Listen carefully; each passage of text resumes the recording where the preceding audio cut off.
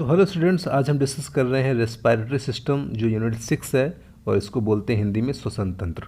ठीक है, अब इसमें श्वसन तंत्र में हम बात कर रहे हैं कि कुछ ऐसी टर्म्स होती हैं जिनको आगे हम डिटेल में पढ़ेंगे, जिसे जानना भी बहुत ज़रूरी है। रिब्स, देन कॉलर बोन किसको बोलते हैं, जो क्लेविकल बोन होती है। ठीक है, ट्रैकिया क्या होता है, जिसको हम विंड पाइप बोलते हैं। देन ब्रोंकियल ट्यूब, जो ट्रैकिया से या सॉरी विंड पाइप से अंदर जाके ब्रांच डिवाइड होती हैं, उनको बोलते हैं bronchial tube. Then left upper lobe, then right upper lobe, फिर middle lobe, then lower lobe, क्योंकि राइट वाले लंग्स में 3 लोब होते हैं, है ना, 1 2 3 इस तरीके से, है ना। देन रिब्स क्या है, देन लेफ्ट लोअर लोब, जो कि लेफ्ट साइड का बताया गया है। लेफ्ट में सिर्फ 2 अपर एंड लोअर होते हैं। उसके बाद प्ल्यूरा क्या होता है, ठीक है। देन चेस्ट केज क्या होती है, देन प्लूरल स्पेस क्या होता है, देन पेरिकार्डियम, देन डायफ्राम। ठीक है, अब बात कर रहे हैं, कुछ टर्म्स हैं जो कि टर्म्स बहुत ज़रूरी है पता होना। एल्वेलाई क्या होती है, ठीक है, तो एल्वेओलाई बोलते हैं वायुकोश जिसको, ठीक है, जो लास्ट पार्ट होता है ब्रोंकियल या रेस्पिरेटरी सिस्टम का। ठीक है, देन ब्रोंकाई क्या होती हैं, श्वसनीय, then bronchioles, then bronchus, then diaphragm, then expiration क्या होता है, ये सांस को बाहर निकालना, देन इंस्पिरेशन इन करना, लेरिंग्स स्वर जिसको बोलते हैं, स्वरयंत्र या साउंड बॉक्स बोलते हैं। लंग्स हो गया आपका फेफड़ा जिसको, then nasal conchae, okay, then nose, nostril, oropharynx, pharynx, pleura, residual volume, then respiratory tract, then tidal volume, then trachea, then vocal cords, then diffusion. ठीक है, तो इन सब चीज़ों को भी डिटेल में जानना बहुत ज़रूरी है। अब बात करें रेस्पिरेटरी सिस्टम की, तो जो रेस्पिरेशन प्रोसेस है, एक रेस्पिरेशन क्या होती है, जो भी ब्लड और सेल्स के बीच, है ना, इसमें सिर्फ ब्लड होता है और सेल्स होती हैं। ठीक है, तो ब्लड और सेल्स के बीच यहाँ पर गैस का एक्सचेंज होता है। ठीक है, ऑक्सीजन अंदर जाती है और CO2 बाहर निकलती है। ठीक है, इस प्रोसेस को बोलते हैं रेस्पिरेशन। ठीक है, जो बोलते हैं श्वसन क्रिया या श्वसन प्रक्रिया या फिर रेस्पिरेशन। ठीक है, अब ये मेनली 2 टाइप्स की, मतलब टू टाइप में ये पूरी प्रोसेस कंप्लीट होती है।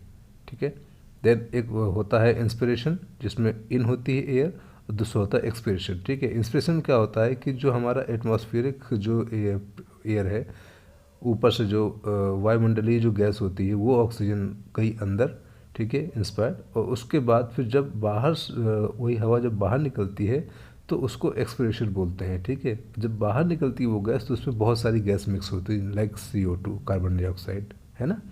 इस तरीके से एक्सटर्नल रेस्पिरेशन और इंटरनल रेस्पिरेशन। ठीक है, तो जो एक्सटर्नल रेस्पिरेशन होता है वो सिर्फ कहाँ से कहाँ होता है, जिसको हम पल्मोनरी रेस्पिरेशन में बोलते हैं, वो सिर्फ और सिर्फ ब्लड एंड लंग्स के बीच में होता है। ठीक है, ब्लड एंड लंग्स के बीच में जो रेस्पिरेशन होता है उसको हम बोलते हैं एक्सटर्नल। ठीक है, अब अंदर जो इंटरनल में होता है, ठीक है, जिसको बोलेंगे अंतःश्वसन या इंटरनल रेस्पिरेशन। ठीक है, तो इसमें क्या होगा, इसमें जो गैस का एक्सचेंज होगा, ठीक है, वो सेल्स एंड ब्लड, ठीक है, इसमें क्या होगा, ब्लड एंड सेल्स के बीच में रेस्पिरेशन होगा। ठीक है, ब्लड से सेल्स में कैसे ऑक्सीजन जाएगा, ठीक है, या इसको बोलते हैं एक तरीके से टिश्यू रेस्पिरेशन। सेल्स क्योंकि ये ऊतक तक जाता है जिसको बोलते हैं टिश्यू, है ना। तो इस तरीके से ये इंटरनल रेस्पिरेशन हो गया है। अब कुछ एक तरीके से डायग्राम भी आ जाता है कि एक्सटर्नल और इंटरनल रेस्पिरेशन में कौन कौन से पार्ट्स इन्वॉल्व होते हैं। तो जो नेसल कैविटी हो गया है, देन नॉस्ट्रिल हो गया है, ठीक है, ओरल कैविटी भी है, लेरिंग्स हो गया है, ठीक है, राइट मेन प्राइमरी ब्रोंकस है, देन राइट लंग्स है, ठीक है, देन ट्रैकिया, फेरिंग्स है, then carina of trachea, then left main primary bronchus, then left lung, है ना, देन डायफ्राम।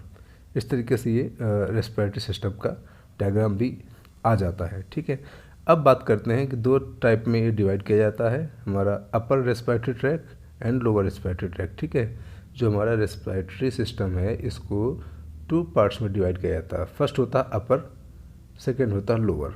ठीक है, तो अपर में हमारे में नोज़ एंड नेसल कैविटी आती है, ठीक है, और फेरिंग्स आता है और लेरिंग्स आता है, ये 3 ऊपर पार्ट आते हैं। और बाकी जो लोअर रेस्पिरेटरी सिस्टम में या लोअर रेस्पिरेटरी ट्रैक में आता है आपको ट्रैकिया, दोनों ब्रोंकस, ठीक है, 1 इन ईच लंग्स, प्रत्येक में एक एक, है ना, then bronchioles, then alveoli, then pleura and lungs, ठीक है, देन मसल्स ऑफ रेस्पिरेशन, इसमें कि इंटरकॉस्टल मसल्स एंड डायफ्राम आ जाता है, ठीक है। इस तरीके से ये हमारा लोअर रेस्पिरेटरी ट्रैक्ट में आते हैं पार्ट, ठीक है। अब बात करते हैं कि अपर रेस्पिरेटरी ट्रैक्ट में क्या क्या है। नोज़ एंड नेसल कैविटी है, ठीक है। तो नोज का मेनली क्या काम होता है, ठीक है, एक तरीके से दो होल होते हैं, ठीक है, जो कि एयर को ले जाते हैं, और जब ये अंदर जाती हैं, ठीक है, तो इसमें वेस्कुलर सिलिएटेड कोलमनर एपिथेलियम रहती हैं, एक हेयर लाइक प्रोजेक्शन होते हैं, नाक में बाल जो होते हैं वो भी क्या करते हैं, एक तरीके से सीधा कहाँ खुलते हैं, जाके फेरिंग्स में, और ये जो छान के हवा को छान कर अंदर जाने देते हैं, जो कुछ ऐसे पार्टिकल्स होते हैं जिनको ये बाहर ही रोक लेती है, ठीक है। तो इस तरीके से हमारा ये एक्सटर्नल रेस्पिरेशन, ये एक्सटर्नल ट्रैक इस तरीके से काम करता है, ठीक है। इसमें भी डायग्राम भी अगर बना सकते तो और बेहतर है, ठीक है। जैसे नेसल वेस्टिबुलर हो गया, नेसल कैविटी हो गई, यहाँ से एयर गई, ठीक है। तो ये यहीं तक, ये इस पार्ट तक, क्योंकि इसमें लेरिंग्स एंड फेरिंग्स भी आ जाते हैं ना, तो ये पार्ट अपर रेस्पिरेटरी ट्रैक में आ जाता है। ओके, अब बात कर रहे हैं नोज़ एंड इसके कुछ स्ट्रक्चर्स, ठीक है। तो नोज़ में भी पैरानेसल साइनस होते हैं। साइनस एक ऐसा होता है जहाँ पर होल होता है या उसमें एक एयर भरी होती है, ठीक है। तो paranasal sinus, then frontal sinus, then maxillary sinus, ठीक है, और है स्फेनोइडल साइनस, ठीक है। अब ये स्थान ऐसे होते हैं जिसमें एयर भरी होती है, ठीक है, जो कि फर्स्ट बात कर रहे हैं पैरानेसल साइनसिस की, ठीक है। जो चेहरे वो करोटी है, जिसको बोलते हैं क्रेनियम बोन, ठीक है। फेस एंड क्रेनियम बोन्स में पाए जाते हैं, और ये 4 संख्या में पाए जाते हैं, क्योंकि दोनों साइड दो दो होते हैं, ठीक है। और इसमें भी एक तरीके से श्लेष्मीय झिल्ली का आवरण पाया जाता है, एक लेयर पाई जाती है, ठीक है। अब बात करते हैं फ्रंटल साइनस, जो कि वो हेड में ही होता है, फ्रंट साइड में। देन मैक्सिलरी साइनस, ठीक है, नीचे जबड़े में जो होती है। स्फेनोइडल साइनस, ठीक है, ये स्फेनोइड बोन में होती है, ठीक है। देन इथमोइडल साइनस, जो कि ये इथमोइड हड्डी होती है, ये छोटी छोटी हड्डियाँ होती है जो नाक के अंदर होती हैं, नाक के पास, ठीक है। अब मेन बात करते हैं नोज़, ठीक है। तो ये एक फर्स्ट ऑर्गन होता है काय का, हमारे रेस्पिरेटरी सिस्टम का, या रेस्पिरेशन प्रोसेस में, ठीक है, जो क्या करता है कि हमारे एटमॉस्फेयर से ऑक्सीजन को अंदर पहुंचाने का काम करता है, ठीक है। तो नोज़ का काम ये हो गया। देन अब ये नेसल कैविटी होती है, ठीक है, एक लेयर से ये 2 पार्ट में डिवाइड होती है, लेफ्ट एंड राइट में, ठीक है। आपके जो नॉस्ट्रिल्स जिनको बोलते हैं, नथुना जो होते हैं, ठीक है। अब ये क्या करता है, इसका जो आगे वाला पार्ट होता है वो हाइलेंड कार्टिलेज का बना होता है, और पीछे वाला होता है वो इथमॉइड एंड वोमर बोन का बना होता है, ठीक है। अब जो नेसल कैविटी है, इसका जो अपर पार्ट है वो इथमॉइड बोन की जो एक छिद्रित पेट, मतलब कि उसमें कुछ होल्स होते हैं, ठीक है, जिससे कि ईजिली कुछ चीज़ें छन के भी आ सके और जा भी सके, ठीक है, जो कि किससे होती है, क्रिब्रिफॉर्म प्लेट से, ठीक है। उसके बाद स्फेनोइडल बोन फ्रंटल तथा नेसल बोन से मिलकर ये बनता है, ठीक है। अब जो इसका बेस है, ठीक है, वो भी दोनों कोमल एंड कठोर, ठीक है, इन दोनों से मिलकर बना होता है। जो हमारा कठोर तालु होता है वो मैक्सिलर बोन, ठीक है, वो प्लेटाइन बोन से मिलकर बनता है, ठीक है। और जो हमारा कोमल होता है, ठीक है, उसमें बहुत सारी मसल्स होती हैं, उनसे मिलकर बना होता है, ठीक है।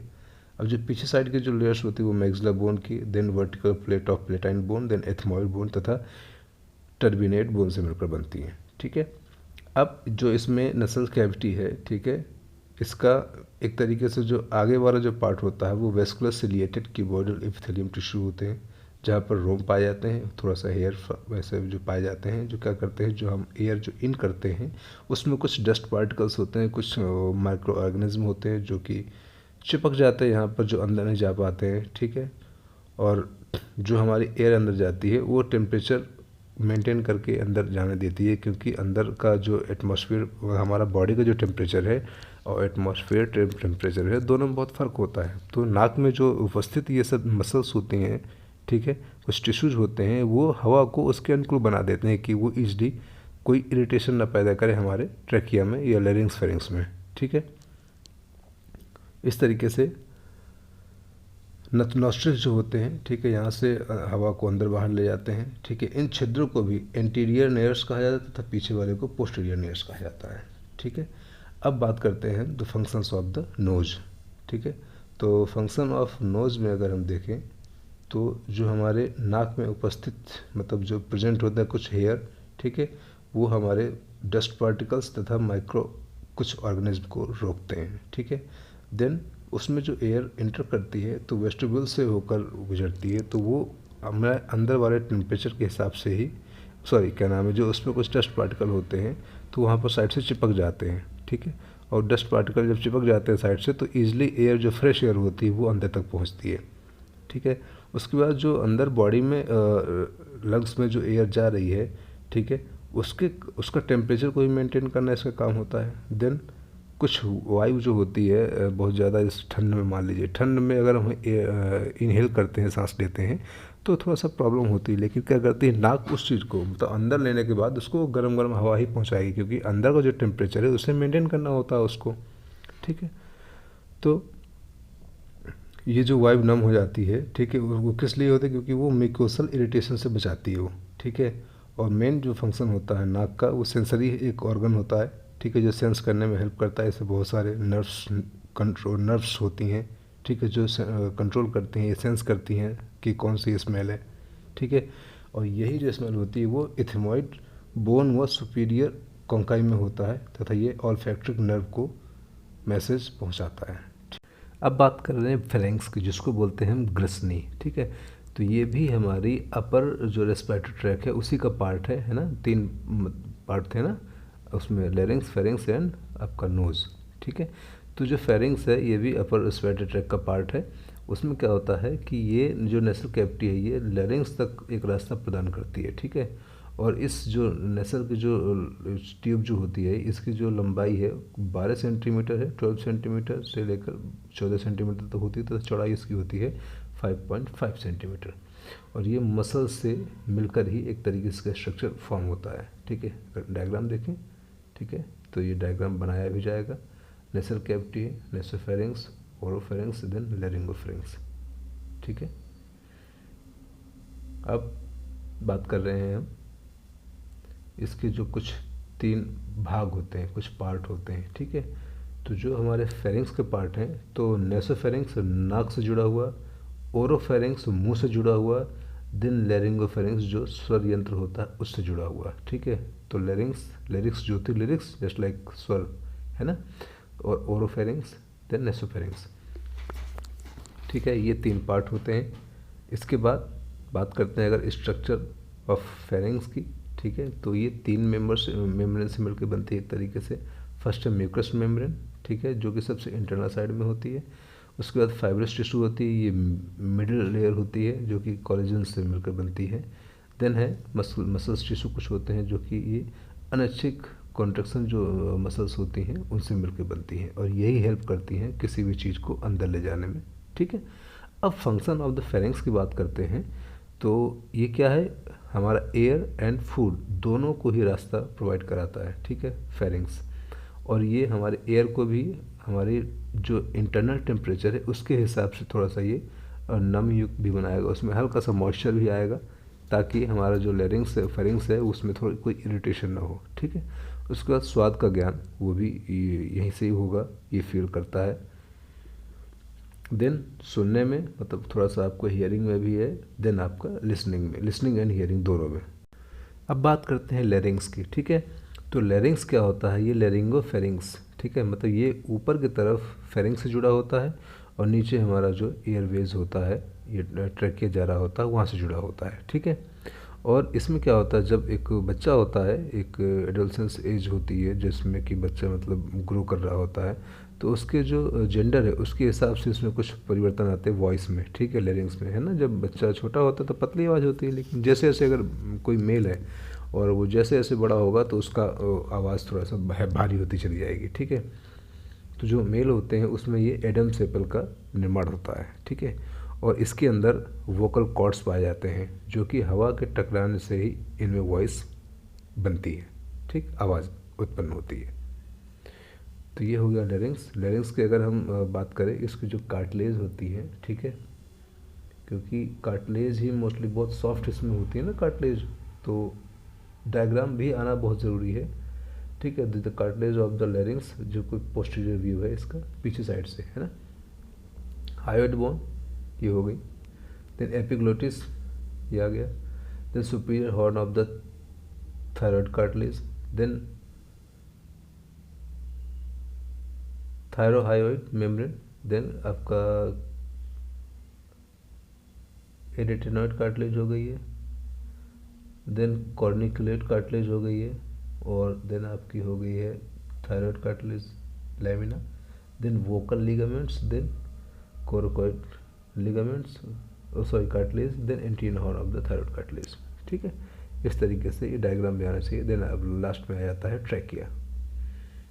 अब बात करते हैं स्ट्रक्चर ऑफ द लेरिंग्स। तो स्ट्रक्चर्स में भी कार्टिलेज मेन होती हैं, जिसमें क्या आपका थायरॉयड कार्टिलेज, देन इसमें cricoid, arytenoid cartilage, and then epiglottis. ठीक है, तो थायरॉयड भी जो होती है वही है जो आप एंटीरियर पार्ट में एडम सेपल का निर्माण करती है, जिसको बोलते हैं लेरिंजियल प्रोमिनेंस। एग्जाम में भी आता है, इस चीज़ को याद रखना आपको।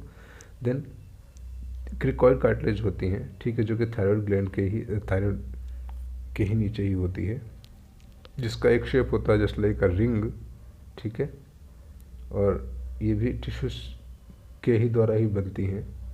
ठीक है, और बैक साइड की जो वॉल्स होती है उसका एक फॉर्मेशन करती है। ठीक है, अब बात करते हैं एपिग्लोटिस, जो दिखता है ना आगे से निकला हुआ।